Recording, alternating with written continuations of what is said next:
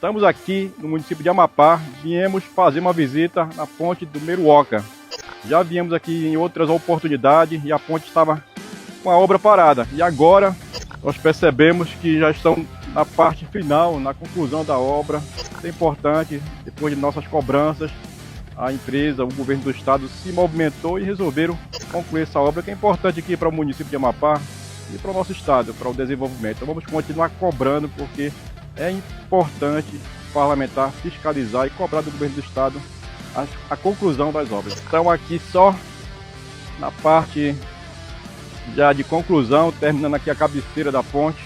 E brevemente essa ponte vai estar liberada para o povo aqui do município de Amapá poder trafegar, e é mais mobilidade para a região.